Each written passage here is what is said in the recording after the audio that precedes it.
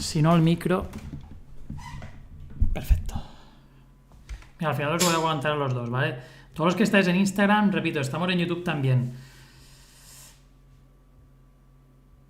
¿Qué porcentaje mensual? Aún, en real no, hace poco que estamos en real, ¿eh? Aquí que nos preguntan en Instagram. Vale, se escucha bien y se ve bien, nos comenta Fernanda. Perfecto, pues esto lo voy a poner por aquí.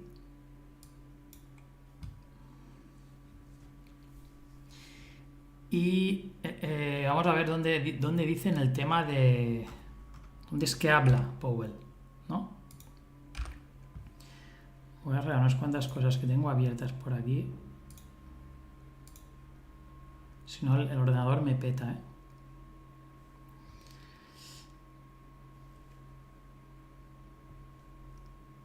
Repito, estamos en YouTube. Todos los que os conectáis en Instagram nos hemos cambiado a YouTube, ¿vale? Vale, ¿dónde podemos ver en directo Powell? Creo que Bloomberg lo da, ¿eh? ¿No?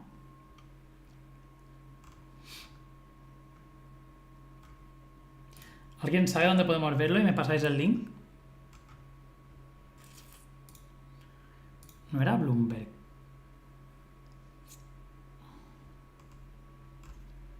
Aquí, ya está, lo tenemos, ¿eh?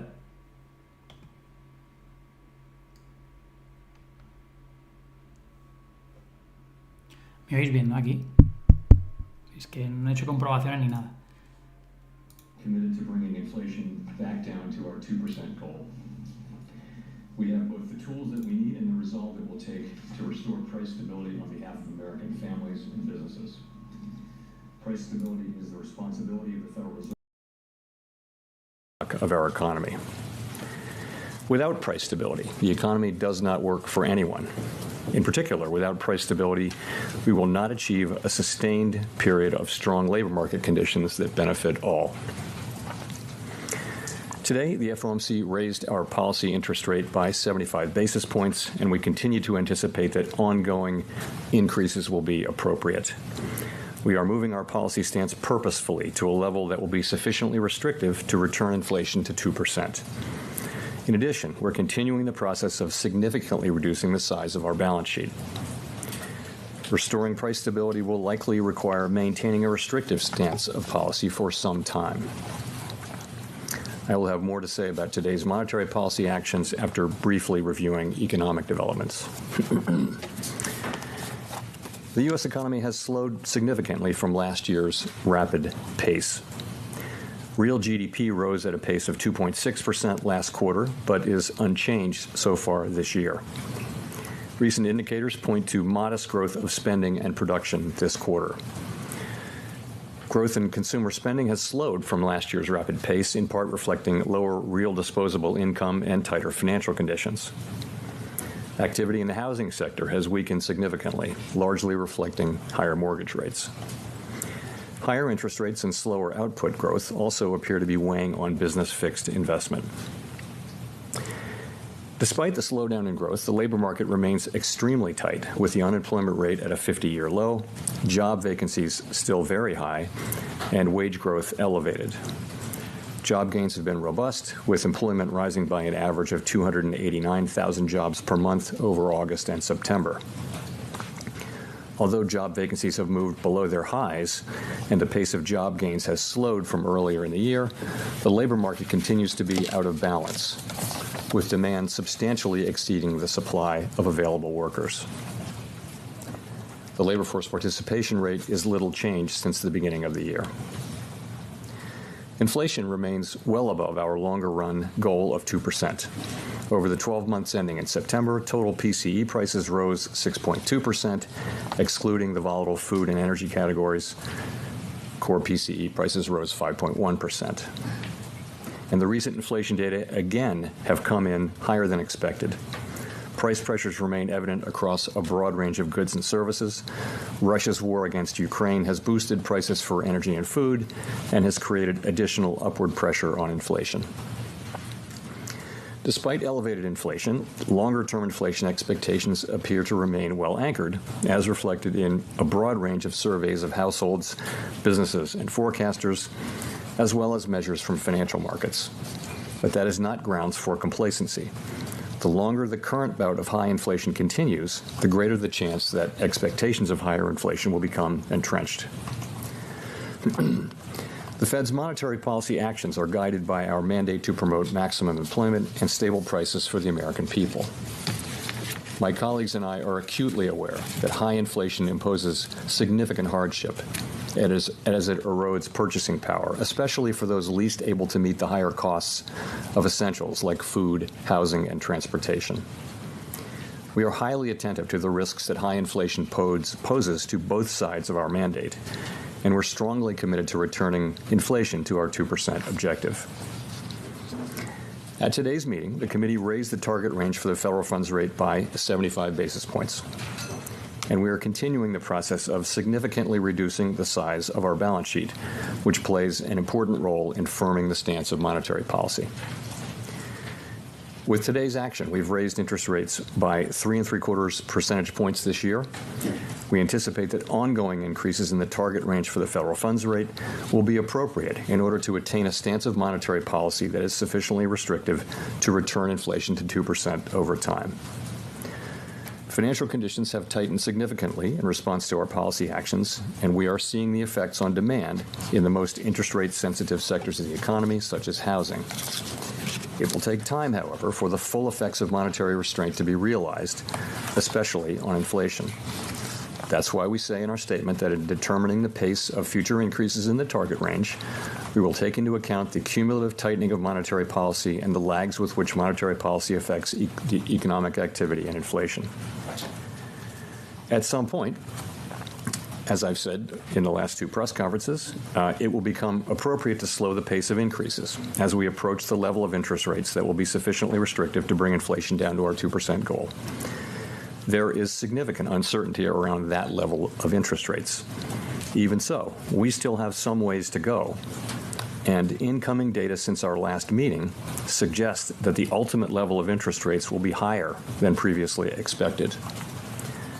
Our decisions will depend on the totality of incoming data and their implications for the outlook for economic activity and inflation.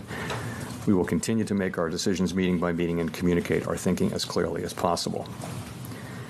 We're taking forceful steps to moderate demand so that it comes into better alignment with supply.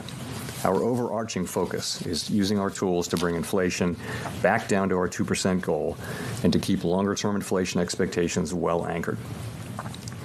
Reducing inflation is likely to require a sustained period of below-trend growth and some softening of labor market conditions. Restoring price stability is essential to set the stage for achieving maximum employment and stable prices in the longer run. The historical record cautions strongly against prematurely loosening policy. We will stay the course until the job is done. To conclude, we understand that our actions affect communities, families, and businesses across the country. Everything we do is in service to our public mission. We at the Fed will do everything we can to achieve our maximum employment and price stability goals. Thank you, and I look forward to your questions. Thank you, Colby.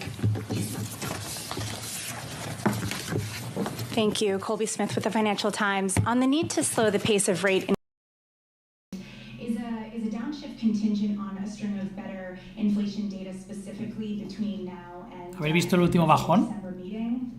Or is that something that the Fed could potentially proceed with independent of that data given the lag effects that you mentioned? So a couple things on that. We do need to see inflation coming down decisively, and good evidence of that would be a series of down monthly readings. Of course, that's what we'd all love to see, but I've never thought of that as the appropriate test for slowing the pace of increases or for identifying the appropriately restrictive level that we're aiming for. We need to bring our policy stance down to a level that's sufficiently restrictive to bring inflation down to our 2% objective over the medium term. How will we know that we've reached that level? Well, we'll take into account the full range of analysis and data that bear on that question, guided by our assessment of how much financial conditions have tightened, the effects that tightening is actually having on the real economy and on inflation, taking into consideration lags, as I mentioned. We will be looking at real rates, for example, all across the yield curve and all other financial conditions, and as we make that assessment. Hi, Howard Schneider with Reuters. Look, I'm sure there's going to be tons of confusion out there about whether this means you're going to slow in December or not. Would you say that the bias right now is not for another 75 basis point increase? So what I want to do is put that question of pace in the context of our broader tightening program, if I may, and to talk about the statement language along the way. So I think you can think about our tightening program as really addressing three questions. The first of which was and has been how fast to go. The second is how high to raise our policy rate. And the third will be eventually how long to remain at a restrictive level. So on the first question, how fast to tighten policy, it's been very important that we move expeditiously, and we have clearly done so. We've moved 3.75% since March, admittedly from a base of 0. It's a historically fast pace, and that's certainly appropriate given the persistence and strength in inflation and the low level from which we started. So now we come to the second question, which is how high to raise our policy rate. And we're saying that we'd raise that rate to a level that's sufficiently restrictive to bring inflation to our 2% target over time. And we put that into our post-meeting statement because that really does become the important question we think now is how far to go. And I'll talk more about that. We think there's some ground to cover but before we meet that test, and that's why we say that ongoing rate increases will be appropriate. And as I mentioned, incoming data between the meetings, both the strong labor market report, but particularly the CPI report, do suggest to me that we may ultimately move to higher levels than we thought at the time of the September meeting. That level is very uncertain, though, and I would say, we're going to find it over time. Of course, with the lags between policy and economic activity, there's a lot of uncertainty. So we note that in determining the pace of future increases, we'll take into account the cumulative tightening of monetary policy as well as the lags with which monetary policy affects economic activity and inflation. So I would say as we come closer to that level, move more into restrictive territory, the question of speed becomes less important than the second and third questions. And that's why I've said at the last two press conferences that at some point it will become appropriate to slow the pace of increases. So that time is coming, and it may come as soon as the next meeting or the one after that. No decision has been made. It is likely we'll have a discussion about this at the next meeting, a discussion. To be clear, let me say again, the question of when to moderate the pace of increases is now much less important than the question of how high to raise rates and how long to keep monetary policy restricted, which really will be our principal focus. If I could follow up on that, to what degree was there an importance or weight given to a need to signal this possibility now, given all the concerns really around the globe about Fed policy sort of driving ahead and everybody else, dealing with their own stress as a result? Well, I think I'm pleased that we have moved as fast as we have. I don't think we've over-tightened. I think there's very difficult to make a case that our current level is too tight, given that inflation still runs well above the federal funds rate. So I think that at this meeting, the last two meetings, as I've mentioned, I've said that there would come a point, and this was a meeting at which we had a discussion about what that might mean. And we did discuss this, and as I mentioned, we'll discuss it again in December. But there's I don't have any sense that we've over-tightened or moved too fast. I think it's been good and a successful program. That we've gotten this far this fast. Remember, though, that we still think there's a need for ongoing rate increases, and we have some ground left to cover here, and cover it we will. Nick?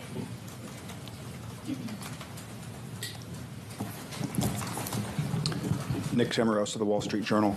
Chair Powell, core PCE inflation on a 3 or 6 month annualized basis and on a 12-month basis has been running in the high 4s, close to 5%. Is there any reason to think you won't have to raise rates at least above that level to be confident that you are imparting enough restraint to bring inflation down? So This is the question of does the policy rate need to get above the inflation rate? And I would say there are a range of views on that. That's the classic Taylor principle view. But I would think you'd look more at a forward, a forward-looking measure of inflation to look at that. But I think the answer is we'll want to get the policy rate to a level where it is where the real interest rate is positive. We will want to do that. I do not think of it as the single and only touchstone, though. I think you put some weight on that. You also put some weight on rates across the curve. Very few people borrow at the short end at the federal funds rate, for example. So households and businesses, if they're very meaningfully positive interest rates all across the curve for them, credit spreads are larger, so borrowing rates are significantly higher, and I think financial conditions have tightened quite a bit. So I would look at that as an important feature. I'd put some weight on it, but I wouldn't say it's something that is the single dominant thing to look at. If I could follow up, what is your best assessment or the staff's best assessment right now of the current rate of underlying inflation? I don't have a specific number for you there. So there are many, many models that look at that. And, I mean, one way to look at it is that it's a pretty stationary object, and that when inflation runs above that level, for sure, substantially above for some time, you'll see it move up, but the movement will be fairly gradual. So I think that's what the principal models would tend to say. But I wouldn't want to land on any one assessment. There are many different, as you know, people who publish an assessment of underlying inflation. Thank you. Gina. Hi, Chair Powell. Thank you for taking our questions. Gina Smiley with New York Times. I wonder, do you see any evidence at this stage that inflation is or is at risk of becoming entrenched? Bueno, a ver, creo que, no sé si los valientes que habéis quedado, creo que las preguntas más interesantes ya las han hecho, y ahora me he puesto, ya las han hecho. Todos los que estáis en Instagram, pasaros a YouTube porque estamos en YouTube. Ya las ha hecho, ¿vale? A ver.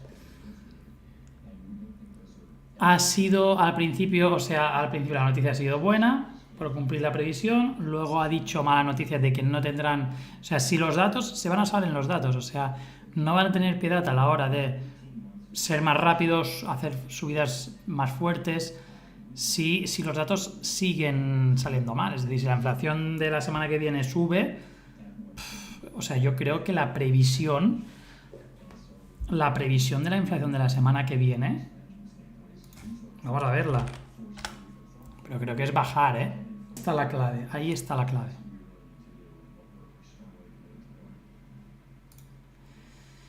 Y ha habido una pregunta que le han dicho, el tío primera pregunta le han dicho, pero bueno, van a seguir subiendo. ¿Cómo de subida grande será la subida del próximo diciembre? Y el tío ha dicho, ya no es necesario centrarnos tanto en lo que vayamos a subir rápidamente, sino hasta cuándo vamos, primero de todo, hasta dónde vamos a llegar, y segundo, cuánto tiempo vamos a aguantar con esos tipos altos. O sea, ya incluso están pensando cuánto van a durar para luego bajarlos. Por eso vino la subida que habéis visto.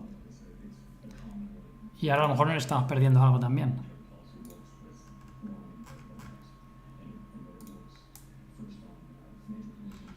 Next week.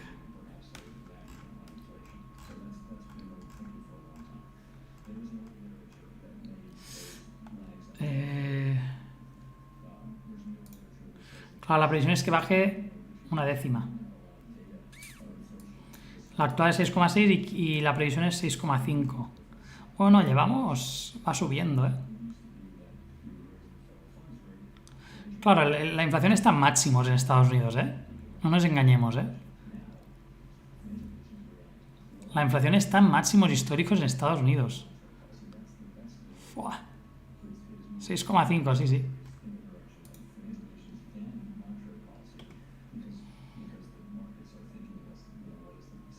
Ah, no, pero esto es el core, perdonad, esto es el subyacente.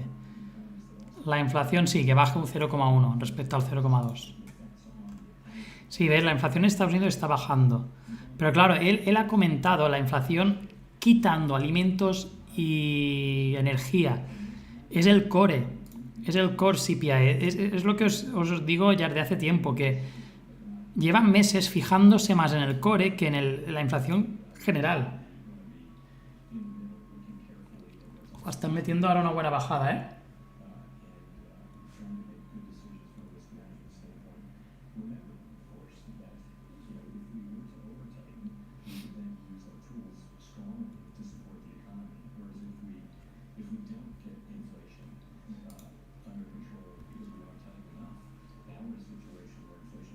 A ver, ¿qué dice más? In particular will be much higher potentially. So from a risk management standpoint, we want to be sure that we don't make the mistake of either failing to tighten enough or loosening policy too soon. And if I could follow up, should we interpret the addition to the statement to mean that more weight is put into those lag effects than they would have been after previous rate hikes? So I think as we move now into restrictive territory. As we make these ongoing rate hikes and policy becomes more restrictive, it'll be appropriate now to be thinking more about lags. Of course, we think about the lags are just sort of a basic part of monetary policy, but we will be thinking about them. But we won't be, I think we'll be considering them, but because it's appropriate to do so. Let me say this: it is very premature to be thinking about pausing. So people, when they hear lags, they think about a pause. It's very premature, in my view, to think about or be talking about pausing our rate hike. We have a ways to go. Our policy, we need ongoing rate hikes to get to that level of sufficiently restrictive, and we don't really know exactly where that is. We have a sense, and we'll write down in the December meeting a new summary of economic projections which updates that. But I would expect us to continue to update it based on what we're seeing with incoming data. Thanks, Neil. Thanks, Chair Powell. Neil Irwin with Axios. As you look around the economy, the clearest impact of your tightening so far has been on housing, maybe some venture-funded tech companies. It's been relatively narrow in terms of the labor market, consumer demand, a lot of sectors. You don't see a ton of effect. Is the pathway and channels through which monetary policy works changing? Is it narrower than it used to be? And on housing in particular, are you at all worried that you're crimping housing supply in ways that might cause problems down the road? I don't know that the channels through which policy works have changed that much. I would say a big channel is the labor market, and the labor market is just very, very strong, very strong. And households, of course, have strong balance sheets. And so we go into this with a strong labor market and excess demand in the labor market, as you can see through many different things, and also with households who have strong spending power built up.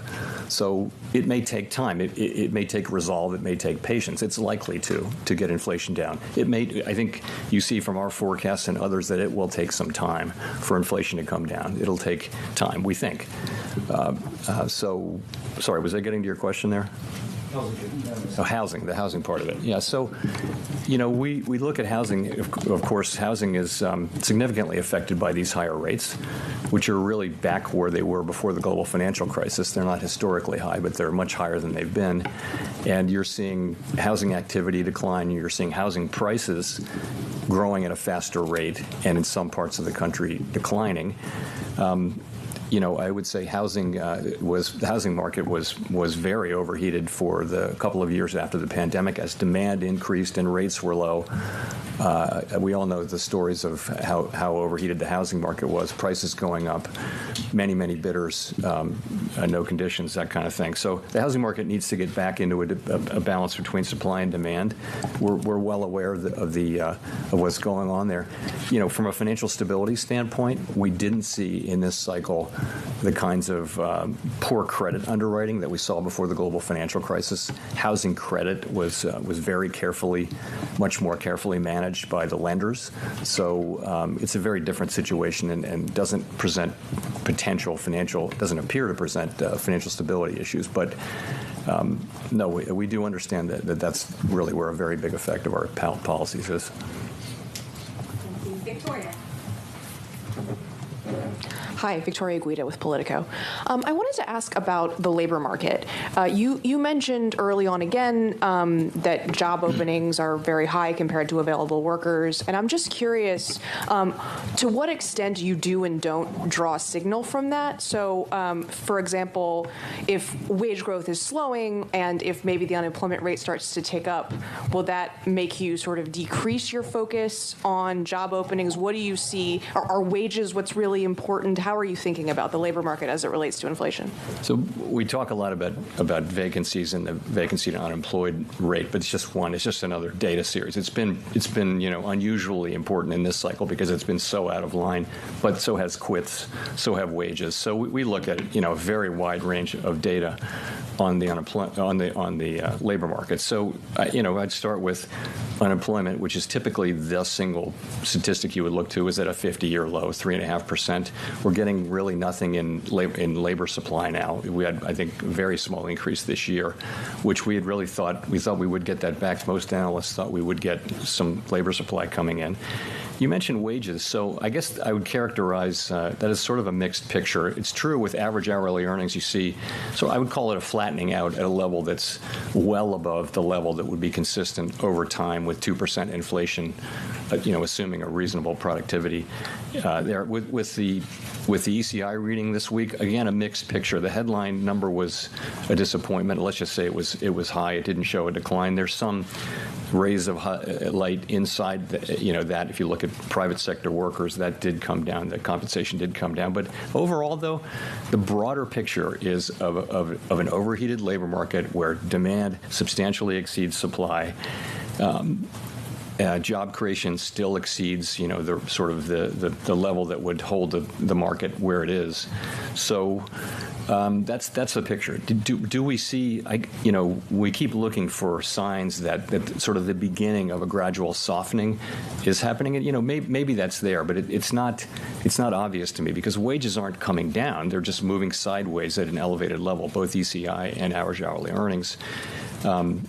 We want to see. We would love to see vacancies coming down, quits coming down. They are coming down. Vacancies are below their all-time high, but not by as much as we thought because the data series is volatile. We never take any one reading. We always look at 2 or 3. So it's a mixed picture. I don't see the case for real softening just yet, but we look at. I guess as I just showed you, we look at a very broad range of data on the labor market. So do you see wages as being a significant driver of inflation? I think wages have an effect on inflation, and inflation has an effect on wages. I think that's always been the case. There's always a going back and forth. The question is that really elevated right now? I don't think so. I don't think wages are. Bueno, habéis visto el mercado, han barrido mercado como lo llevan haciendo los últimos 2 meses. Vamos a revisarlos aquí.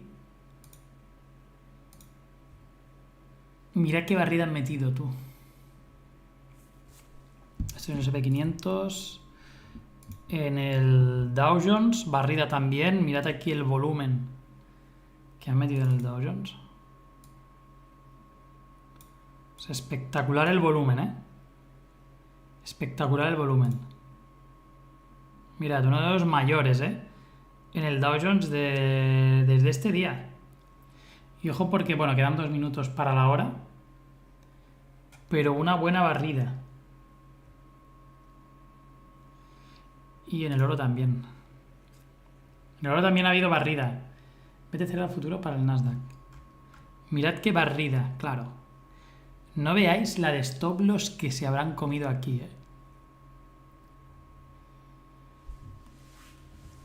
A ver, si viene caída fuerte a corto plazo, no, los tipos de interés, los tipos de interés que si ha salido el dato de la noticia de que es la previsión, el mercado, si tenía que caer, iba a caer. Es decir, no depende de ello. Lo que depende es, es más la rueda de prensa que ha dicho este hombre. A ver, no ha dicho nada desastroso. Lo que pasa es que ha anulado la euforia que ha habido por simplemente que se cumpla la previsión. Simplemente eso. Por tanto, si mirad hacia dónde va a caer, tiene un suelo el Nasdaq, por ejemplo. Si miramos el Nasdaq es este suelo de aquí abajo. O sea, es probable, de hecho aquí tenemos un rango, podría ser un rango de acumulación. Por tanto, a lo mejor lo quieren ver a niveles de por aquí abajo, 10.800 para comprar, quién sabe. Lo que no entiendo es cómo el oro está siguiendo al mercado en todo momento. El oro este año lleva una correlación increíble con la bolsa. Yo me tiro en los portfolios por la descorrelación, pero es que lo sigo manteniendo, pero ya no se puede confiar en él como valor refugio ni valor de descorrelativo. Es que el oro está cumpliendo lo mismo. Mirad el oro este año. El oro este año lleva una tendencia bajista, pero es que la está cumpliendo a rajatabla.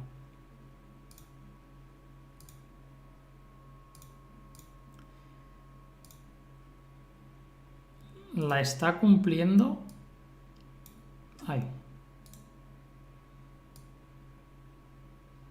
La está cumpliendo al dedillo, ¿eh? De hecho, esto lo podríamos clonar. Tendrá que ser en otra ocasión. Lo podemos clonar y es exactamente la misma. La misma.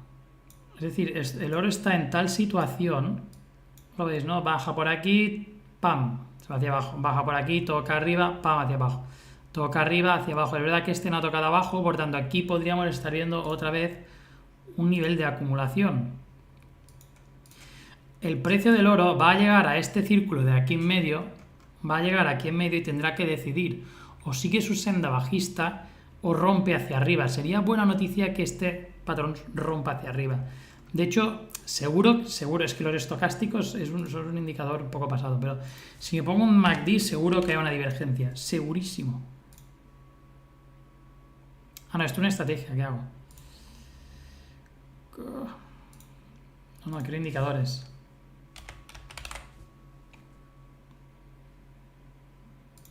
No, otra vez con la estrategia. A ver, ¿cómo puedo poner técnicos aquí?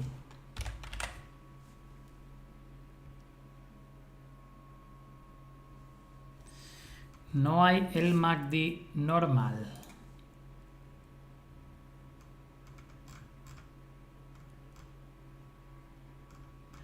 ¿Cómo se llama el MACD por aquí? Es que no lo utilizo mucho para analizar indicadores en TradingView. Es que sea en castellano, ¿cómo se llama? Bueno, y si no, de algunas personas, ¿no? MACD 4C, MACD crossover.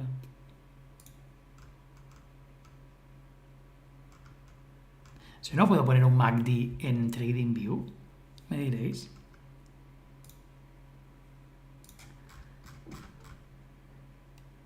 Ah, coño, pero si es el primero, ¿no? No, tampoco. Ah, es que tengo... Perdona, que tengo 3 veces aquí. Ya decía yo. Vale, es esto de aquí. Mira las divergencias, es decir, este de aquí... Es que... Pero es que esto de las divergencias, tío, a veces... Aquí tenemos un mínimo inferior a este mínimo de aquí, por tanto, y aquí tenemos un mínimo superior que a este mínimo de aquí, por tanto, que sí, divergencias. Aquí también la teníamos y siguió bajando. Es que me lo creo tampoco a esto de las divergencias. O sea, prefiero ver los patrones de la estructura del precio más que las divergencias. Esto como trade manual, no os fíes de lo que yo diga manual, pero es mi simple opinión. Por tanto, tiene los ingredientes. ¿Por qué tiene los ingredientes? Porque lleva bastante tiempo acumulando en este nivel. Bastantes días, por tanto podríamos ver una cola hacia los 1800 por aquí y luego seguir cayendo, o sea, no... Tienes no te deja más, ya, era eso. Pero bueno, el Nasdaq... A ver, si lo miramos a nivel de semana... Si lo miramos a nivel de semana, está metiendo una vela envolvente, la veis aquí, vela envolvente... Primero de GB de trading, vela envolvente, sigue hacia abajo, lo mismo que aquí, ¿lo veis? Bueno, aunque aquí la vela no era envolvente, pero ya la segunda ya estaba claro. Por tanto, lo que pasa es que aquí... No hubo volumen aquí. Yo creo que lo más seguro es que volvamos a ver el Nasdaq en 10.000 y algo.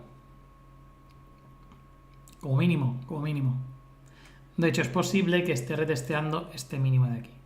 Es posible que lo haya retesteado desde abajo y se vaya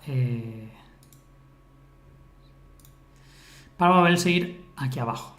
Es que tiene toda la pinta, ¿eh? Si mañana esto nos recupera, tiene toda la pinta que esto nos vayamos aquí abajo. Aunque este volumen, esta vela de aquí, elefante, ¿veis la vela elefante esta verde? Está fuerte. No lo sé. Los sistemas operan, yo no opero. Operan los sistemas, por tanto no lo sé. Esta vela envolvente es mucho más fuerte que la vela de hoy. Por tanto, esta vela fuerte, encima con el mismo volumen que la anterior, me sorprendía mucho que el precio se quedase aquí para irse hacia abajo. Es decir, con este patrón de aquí en medio, el precio me cuadra más que vaya a visitar estos niveles de aquí arriba. Antes de ir hacia abajo, si es que tiene que ir hacia abajo. Pero... estos movimientos de vela durante la noticia son high frequency trading, que operan con noticias, así es. Son estrategias de alta frecuencia. Así es. Bueno, sobre todo son estrategias, son robots que interpretan lo que dice una persona y operan en base a lo que han dicho, el sentimiento. ¿Vale? Por tanto, sí. Y obviamente cuando se mueve tanto es porque inyectan mucho dinero. Y sí, necesitan hacer high frequency trading para hacer ello.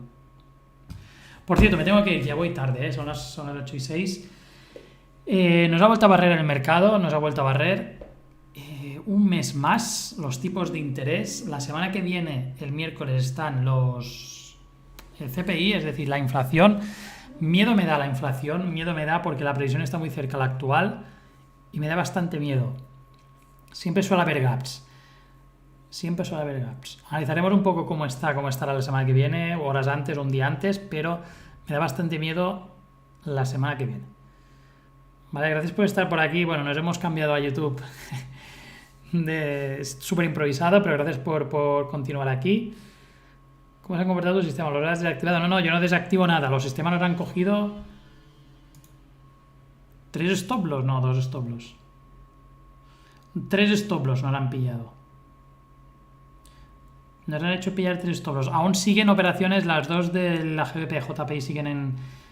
Es que el GBP-JPI ni se ha enterado. Por eso es lo bueno del Forex, ¿eh? Lo bueno del Forex es que cuando hay estas situaciones de crisis, el Forex es muchísimo más estable. No dejan tanto. Es decir, si mirad el GBP-JPI.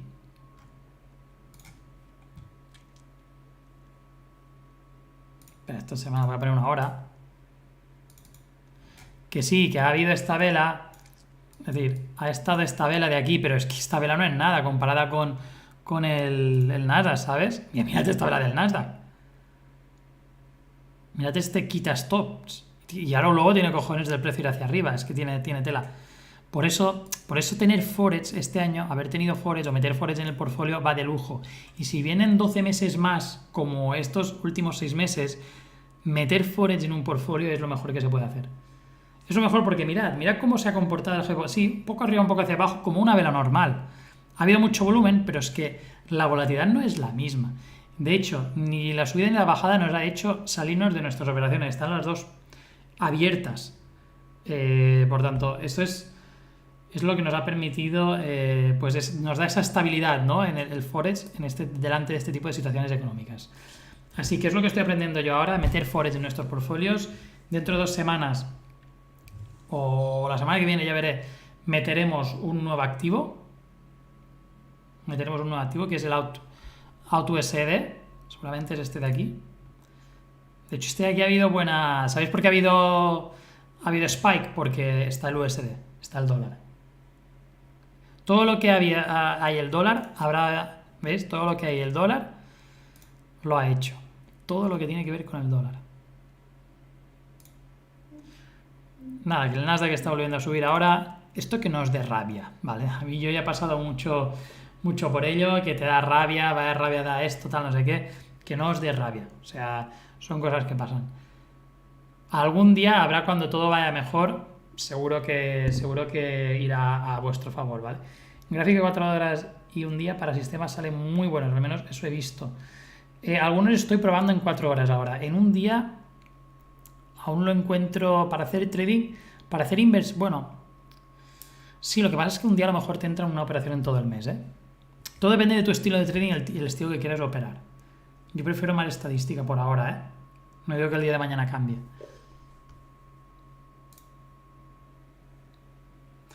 Bueno, me tengo que ir, ya voy tarde y me van a decir de todo. Gracias por estar por aquí. Mañana seguramente estaré otra vez en directo de la resaca en Instagram, ¿vale? Os iré avisando por los canales. Chao.